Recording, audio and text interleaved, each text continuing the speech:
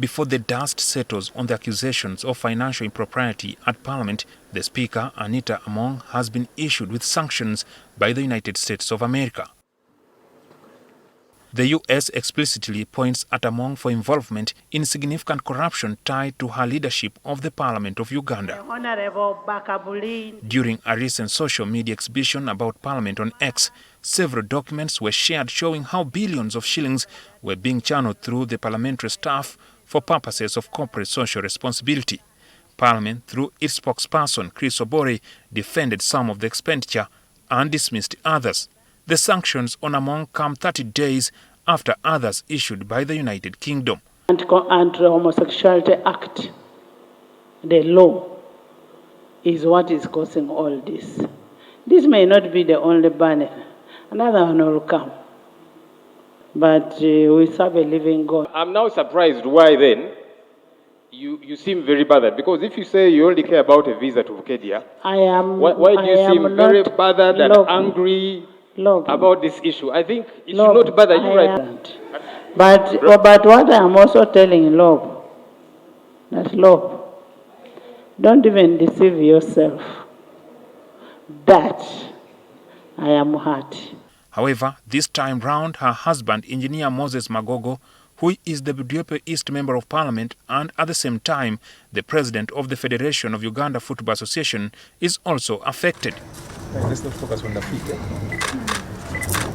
They are not alone. The list also names former ministers of Karamoja Affairs, Mary Goreti Kitutu and Agnes Nandutu, and the State Minister for Planning, Amos Lugolobi, who are accused of diverting or receiving relief items meant for vulnerable people in Karamoja.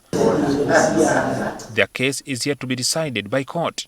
Also sanctioned is President Museveni's senior advisor, Lt.Gen. General Peter Elwelu, the former Deputy Chief of Defence Forces, who was at the rank of brigadier when he commandeered the attack on Rwenzururu Palace in Kasese in 2016. If we are going to put the books here, we better go back. No. Women and children were killed in the attack and several others arrested, including Omusinga wa Rwenzururu Charles Wesley Mumbere, who was only allowed back to the kingdom last year. The weapons, I'm giving them to the OC.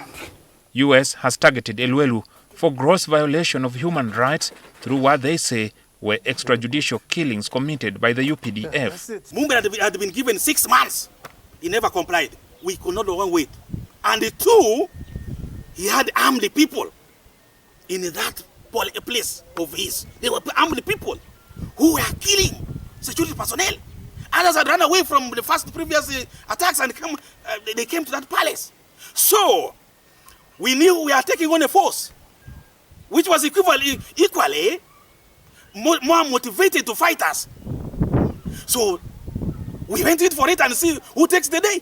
The U.S. also indicates that several other officials could face visa restrictions for undermining democratic process and marginalizing vulnerable groups.